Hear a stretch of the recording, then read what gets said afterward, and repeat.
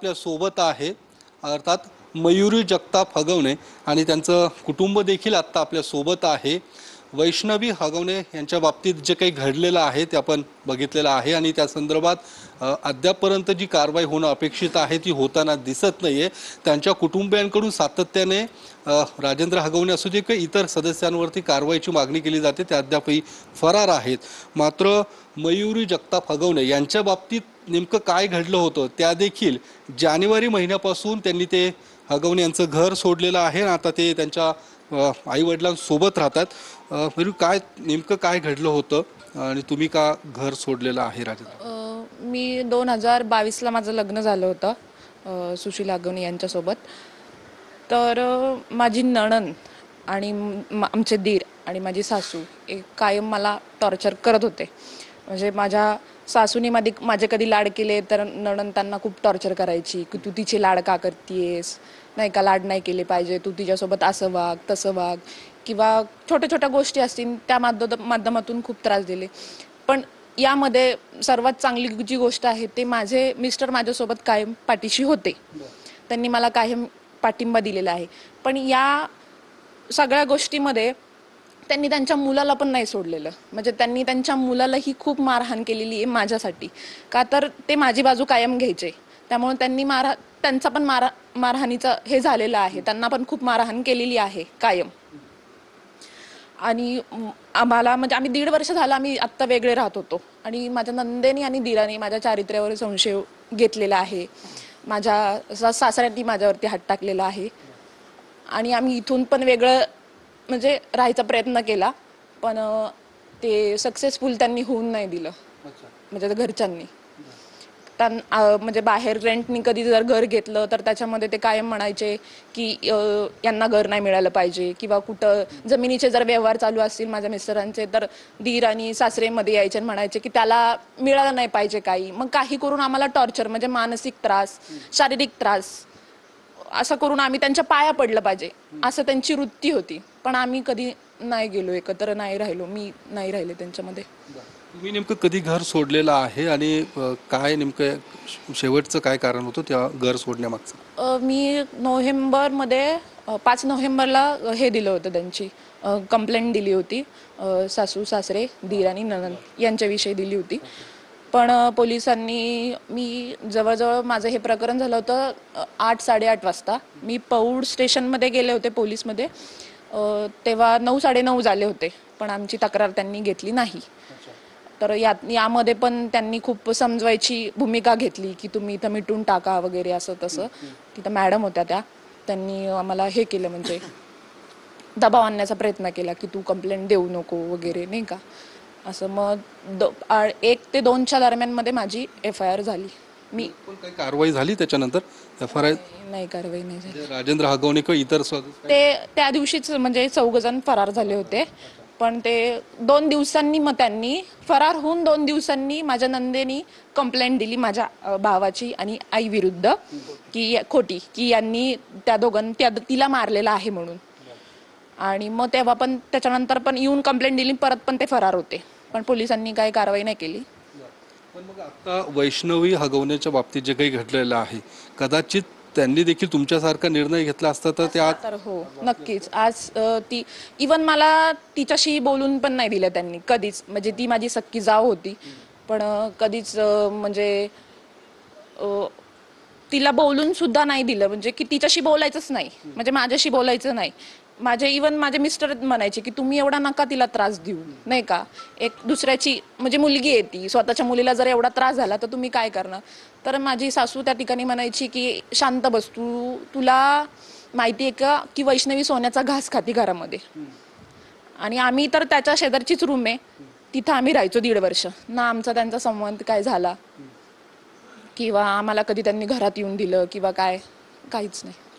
वैष्णवीच्या बाबतीत जे काही सांगितलं जातं की तिला जे काही तिचा मानसिक शारीरिक छळ केला जायचा, तिच्या अंगावर थुंकलं जायचं, हे जे काही घडलं तुम्ही 2 महिन्यापूर्वी मला म्हणजे घरातल्याच एका व्यक्तीने सांगितलं होतं, जे कामं करतात त्या लोकांनी मला सांगितलं होतं की तिला असं मारण्यात आलेलं आहे वगैरे।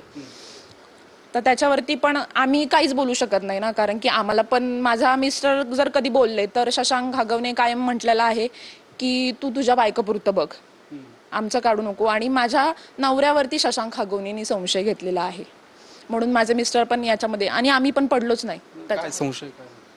की वैष्णवी बघती, असं वैष्णवी सासऱ्यांकडे बघती, वैष्णवी दिराकडे बघती, म्हणजे असे चारित्र्यावर शिंतोडे उडलेले आहेत तिच्या.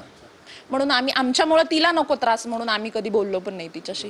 आता ते अंजली दमानी यांनी काही फोटो ट्विट केलेले आहेत, ते नेमके कुणाचे, म्हणजे तुम्ही जर बघितले हे कुणाचे फोटो, वैष्णवीचे आहेत की तुमचे? हे माझे तर नाही आहेत, वैष्णवीचे असू शकतात.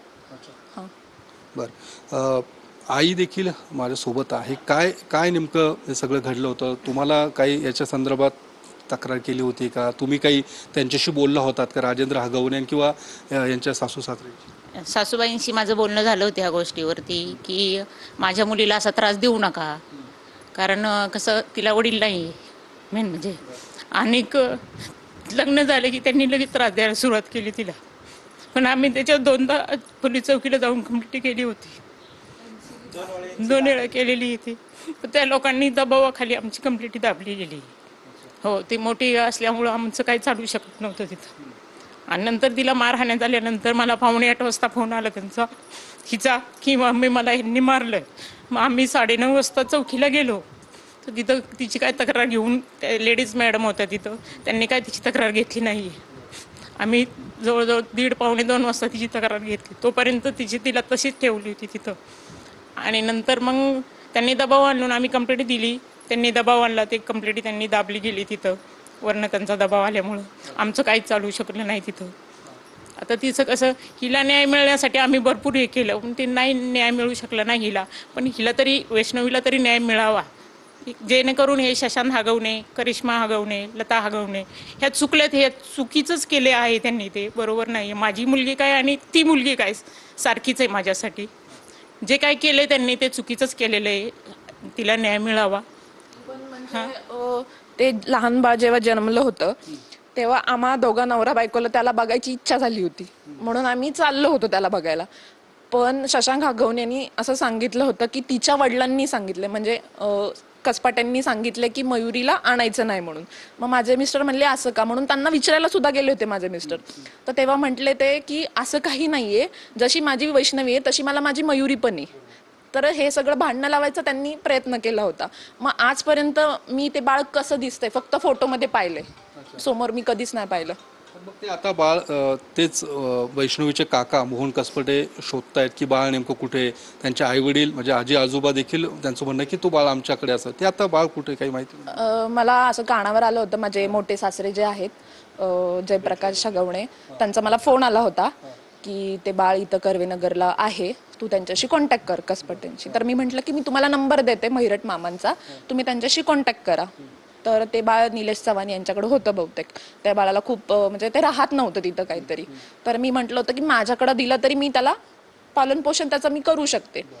पण तो निलेश चव्हाण जो आहे त्याचं नाव निघलंय म्हणून मी सांगते की तो वारंवार आमच्या घरामध्ये कायम भांडणामध्ये तो आलेला आहे.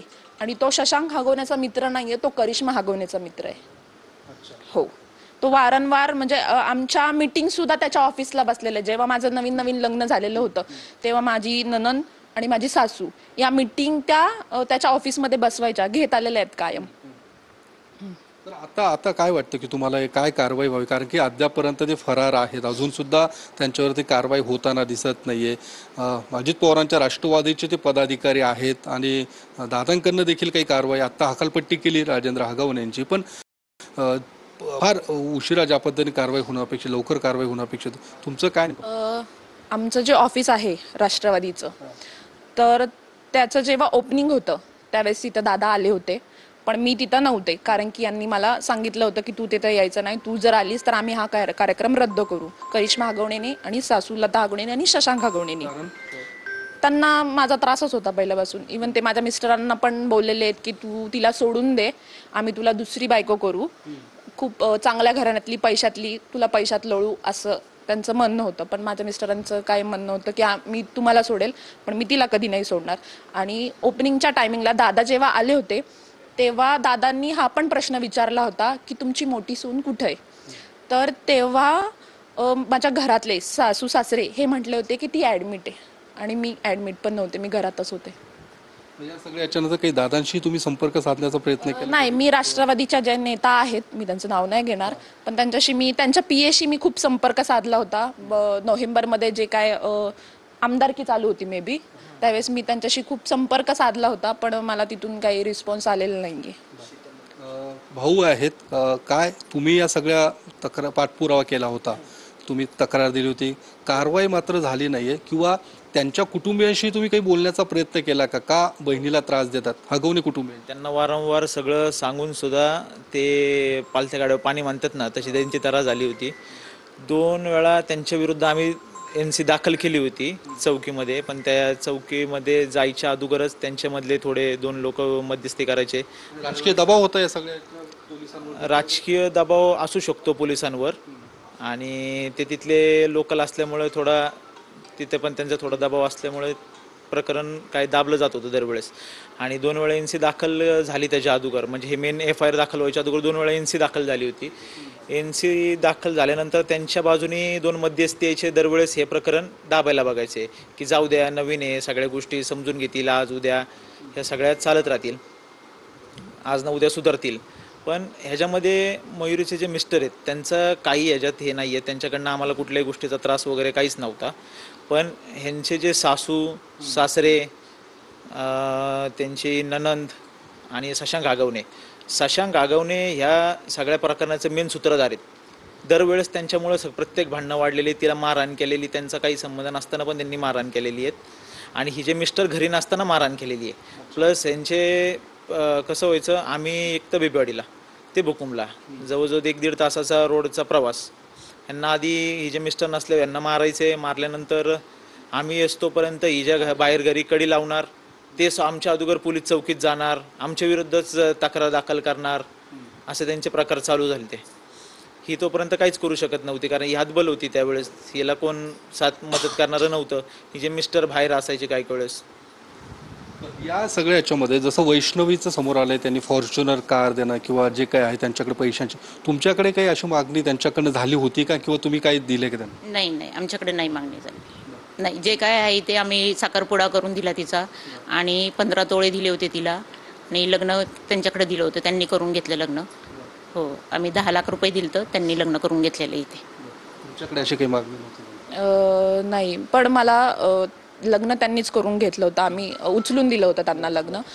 पण मला करिश्मा हगवणे आणि शशांक हगवणेंनी कायम ते बोलून दाखवलेलं आहे की माझ्या बापांनी 2 कोटी रुपये खर्च केलेला आहे, मग तू इथं आमच्या घरात राबलीच पाहिजे, काम केलंच पाहिजे, या प्रकारे दोघांनी मला त्रास दिलेला आहे. दोघांनी मला खूप, जसं वैष्णवीला मारलंय तसं मलाही खूप मारलेलं आहे. आणि शशांक हगवणे तर जेव्हा मी लास्ट टाइम जे हे दिलं होतं, म्हणजे भांडणं झाली होती, त्याच्या वेळेस त्याने मला तो उचलून आपटून माझे केस ओढून तो माझा फोन घेऊन पळाला होता. का फोन घेऊन पळाला होता, तर त्या फोनमध्ये मी रेकॉर्डिंग चालू केली होती या सर्वांची, त्यामुळे त्याला तो दिसला तो फोन चालू आहे म्हणून, तो फोन हातात ओढून घेऊन पळत गेला. ते CCTV मध्ये पण हे झालेलं आहे. हो. पण मग या सगळ्या संदर्भात तुमच्याकडे म्हणजे पैशांचे मग कुटुंबियांकडनं म्हणजे माहेरून पैसे आण किंवा हे आण ते आण असं काही नाही, माझ्या मिस्टर वैष्णवीच्या बाबतीत घडलं होतं की त्यांच्या थोडक्यात ती सहन करत गेली. ते तिथं चुकलं की तिने ते सहन नव्हतं करायला पाहिजे. आणि मुळात स्त्री माहेरी सासरी जी असती तर ती तिच्या नवऱ्यामुळे असती. जर नवऱ्याचीच साथ नसेल तर ती तिथे वीक पडते, म्हणजे ती काहीच करू शकत वैष्णवीला त्यांच्या नवऱ्याची साथ मिळाली नाही. मिळाली म्हणजे जेवढं मी पाहिलंय त्याच्यानुसार तरी नाही मिळाली तिला साथ कधीच. आता नेमकं तुमचं काय म्हणणं आहे की वैष्णवीच्या बाबतीत जे घडलं, तुमच्या बाबतीत जे घडलंय, की काय कारवाईची? हे कारवाई जर सगळ्यात पहिली झाली असती तर आज हे प्रकरण पहिलं तर झालंच नसतं आणि वाढलं पण नसतं. पोलिसांचा यात कुठेतरी दोष मला सगळ्यात महत्त्वाचा वाटतो. राजकीय दबाव डालण्यात आला त्यावेळेस. चौकीला जर येऊन 2 दिवसांनंतर जर ते आमच्या विरुद्ध खोटे गुन्हे दाखल करू शकतात, तर 4 दिवस फरार झाले, ते त्याच्यामध्ये 2 दिवस आले, गुन्हा दाखल केला, परत फरार झाले. ह्याच्यामध्ये सरकार काय करत होतं, पोलीस काय करत होते, पोलीस नियंत्रणा काय करत होती या गोष्टींमध्ये? आम्हाला पण बाहेरनं कुठून तरी कळलं की बाबा ह्याच्यामध्ये कुठेतरी सेटलमेंट झालेली आहे आणि प्रकरण दाबलं गेलेलं आहे. मामा जे आहेत ते जालिंदर सुपेकर जे आहेत, तर माझी सासू वारंवार त्यांची मला धमकी द्यायची की तू काही आमचं वाकडं करू शकत नाही. तुझ्या जे वरती जो बाप बसलेला आहे तो माझा भाऊ आहे. पण ते मामा कधी स्वतःहून मला काही बोललेले नाहीयेत, पण सासू सारखे आम्हाला त्यांच्या नावावरतून बोलायचे. काय आहे ते असं जालिंदर सुपीकर तुम्ही जे नाव घेतायत त्यांचं म्हणजे काय मोठे अधिकारी आहेत, आयजी आहेत ते. हां त्यांची धमकी तुम्हाला आहे? हां द्यायचे. म्हणजे इथं आम्ही वीक पडतो थोडेसे. माझे वडील नाही आहेत त्यामुळं त्यांनी ते खूप म्हणजे ते त्यावेळेस ते सुटले होते फरार होऊन, जेव्हा ते परत आले होते त्यावेळेस त्यांनी म्हणजे आमच्यासोबत हसत खेळत होते की ही आमचं काय वाकडं करू शकत नाही, आम्ही सगळं मॅनेज करू शकतो, आमच्याकडून सगळं होऊ शकतं, असं थोडक्यात ते आरडाओरडा करून माझं असल्यासारखं वागत होते ते. पण तिथं मी माझं काहीच म्हणजे चालू शकलं नाही. आत्ता वैष्णवीमुळे तरी माझं प्रकरण बाहेर आलेलं आहे. बरं. पण मग तुमच्या मिस्टरांचं नाव सुशील हगवणे बरोबर, तेही फरार आहेत सध्या. मग त्यांनाही अशाच पद्धतीचा त्रास होत होता? हो, तर म्हणजे स्वतःच्या मुलालाच त्यांनी एवढा त्रास दिलाय, तर ती वैष्णवी काय आणि मयुरी काय, त्यांच्या ते कधीच विचार नाही करणार. एवढी क्रूर वृत्ती आहे त्या लोकांची. म्हणजे शशांक माझा नवरा माझी बाजू घ्यायचा, तर तो शशांक रूम मध्ये येऊन आम्हाला दोघांना पण मारायचा. म्हणजे माझे मिस्टर आणि आम्ही दोघं ह्या चौघांसमोर काय करू शकतो ना, एका एकाने हात धरला तर. म्हणजे माझ्याकडे अक्षरशः फोटो आहेत, मला त्यांनी मारलेलं रक्त वगैरे आलेलं आहे, तरी पोलिसांनी माझी दखल घेतलेली नाहीये त्यावेळेस, काहीच नाही. म्हणजे सुशीलला माझ्या मिस्टरांना पण एवढा त्रास दिलेला आहे ना त्यांनी, की त्याला बाहेर कुठं काम नाही मिळावं. म्हणजे एवढ्या घरामध्ये एवढ्या भारी भारी गाड्या आणि एवढे पडून असून सुद्धा आम्ही दोघं ट्रॅक्सनी आणि बसनी हिंडायचो, पण मी त्या गाडीत बसायचे म्हणून त्याला पण ती गाडी द्यायची नाही. मग ते आता कुठे आहेत नेमके, काय झालं काही त्यांना, ते पण फरार आहेत? मग फरार होण्याचं कारण काय आहे त्यांचं नेमकं, काही तुमचं बोलणं? मला असं कानावर आलं होतं की तिच्या घरच्यांनी पण त्यांना काहीतरी धमकी दिली आहे का काहीतरी, की तुम्हाला पण सोडणार नाही की किंवा तुम्हाला दाखवतो म्हणून, मे बी कदाचित ते फरार असतील. काही संपर्क तुमचा त्याच्यानंतर? काहीच संपर्क नाही मला आला त्यांचा. आता तुमचं काय आहे सगळ्या घटनेनंतर, वैष्णवीच्या बाबतीत जे घडलं, तुमची मुलगी मात्र या सगळ्या याच्यातनं वाचली किंवा सुखरूप घरी तरी आलेली आहे. आता तुम्हाला काय वाटतं की या सगळ्या घटनेवरती राजेंद्र हगवणे की त्यांच्या कुटुंबियांवरती कारवाई होणं अपेक्षित, ती कारवाई होताना दिसत नाहीये? त्यांच्यावर कारवाई व्हायला पाहिजे, पण करिश्मा हगवणे, शशांत हगवणे आणि लता हगवणे हे जास्त सूत्रधार आहेत त्या गुन्ह्यामध्ये. हो, त्यांच्यावर कारवाई व्हायला पाहिजे. हे सगळं घडत असताना मयुरी तुम्हाला सांगत होती का जेव्हा? हो, तिच्या बाबतीत जे घडत होतं ते मला सांगत होते. मग तिचा फोन आला की मी लगेच जायची. तसं तिच्या आईवडिलांनी करायला पाहिजे नव्हतं, हिच्या वैष्णवीच्या आईवडिलांनी करायला पाहिजे नव्हतं. मुलीने आईवडिलांना सांगायला पाहिजे नव्हतं आणि आईवडिलांनी त्याचा काहीतरी विचार करायला पाहिजे नव्हता. त्यांनी सगळ्या नातेवाईकांमध्ये माझी बदनामी केली होती करिश्मा हगवणेंनी, की हिला कुणी घरात घ्यायचं नाही, हिच्याशी कुणी बोलायचं नाही. मग कुणी गावातलं किंवा कुणी नातेवाईक माझ्याशी बोलायचे पण नाही. कधी माझा बर्थडेचा स्टेटस टाकला तरी त्यांना फोन करायचे हे आणि सांगायचे की तिचा स्टेटस का टाकला तुम्ही. म्हणजे एवढा त्यांचा गावात पण दबाव होता की त्यांना सगळे लोक घाबरायचे की तिचा स्टेटस काढा म्हटले की काढायचे, किंवा माझ्याशी बोलू नका म्हटले की कुणी माझ्याशी बोलायचं नाही त्यावेळेस. मग त्यावेळेस त्यांनी खूप आम्ही अक्षरशः ना, तुम्ही तिथं जर जाऊन बघितलं तर एक रूम आहे माझी, त्या रूममध्ये इनी मला शेगडी दिलेली, इलेक्ट्रिक शेगडी, मी त्याच्यावरती माझा 1.5 वर्ष झाला संसार केलाय एवढ्या मोठ्या घरात. पण त्यांनी मला कधी म्हटले नाही की तुम्हाला हा फ्लॅट घ्या किंवा तुम्ही राहा किंवा इथं तुम्हाला बांधून देतो नवरा बायकोला, तुम्ही तिथं राहा. घरातल्या घरात तुम्ही वेगळे राहायचे? हो, घरातल्या घरात. माझी रूम बाहेरच्या साईडला आहे, पण घरातली रूम पेक्षा थोडीशी मोठी आहे माझी, म्हणून तिथं माझा 1.5 वर्ष जरा संसार झाला. अजूनही तिथं तुम्ही गेले तरी तिथं शेगडी असेल, सगळं असेल, माझी भांडी वगैरे सगळं असेल तिथं माझे. याच्यानंतर तुम्ही याच्याशी किंवा पोलीस कंप्लेंट्स होते किंवा कुटुंबियांशी सारखं बोलत राहिलात होतात की काय? म्हणजे आता बोलणंच त्यांच्याशी बंद केलं होतं आम्हाला. काही म्हणजे हे तिला 2 महिन्यापूर्वी कळालं होतं मला की तिला खूप मारहाण केली, तिच्यावरती थुंकली वगैरे माझी नणंद. तर त्यावेळेस त्यांचं म्हणणं होतं की आम्ही आता मयुरीला नीट सांभाळणार आणि आता तुला दाखवून देणार की तू काय लायकीची. म्हणजे वैष्णवीला असे बोलत होते वाटतं ते, पण हे माझ्यापर्यंत समोर कधी आलेले नाहीयेत घरातले कोणीच. तुमचा विवाह अरेंज मॅरेज की लव्ह मॅरेज? लव्ह मॅरेज होतं. वैष्णवीचाही लव्ह मॅरेज? हो, म्हणजे दोघांचंही लव्ह मॅरेज होतं. हो. मग या सगळ्या याच्यानंतर सुरुवातीला काय तुमचा तसं संपर्क कसा आला किंवा कुठे तुमची? माझ्या इथे त्यांचे मामा राहतात, देशमुख म्हणून आहेत ते इथं यायचं, त्याच्या अनुसार आमचं प्रकरण ते जुळलं. तुमचं या सगळ्या याच्यानंतर तुम्ही जायचे का, तुम्ही भेटायला जायचे किंवा तुम्ही बहिणी वगैरे जात होतो जे आपण तसं काय नेमकं चित्र दिसायचं किंवा काय? नाही, जेव्हा ही सांगायला लागली त्याच्या त्यानंतर हे प्रकरण उघडीस आलं. जास्त करून हे वैष्णवीच्या लग्नानंतर जास्त हे वाढलं प्रकरण. हा, वैष्णवीच्या लग्नानंतर जास्त प्रकरण वाढलं. भाऊ आणि आई आणि माझी काकी, माझा भाऊ दुसरा, ते कायम म्हणजे बैठक बसवायचे की तुम्ही नका त्रास देऊ मयुरीला, असं नका करू. तर शशांक हगवणे म्हटला होता त्यावेळेस की तुमची लायकी काय आहे, तुम्ही माझ्या दारात का आले, तुमचा जावई तो शेजारच्या रूममध्ये राहतो, तुम्ही तिथं जायचं, माझ्या दारात यायचं नाही. माझ्या आईला हाताला धरून शशांक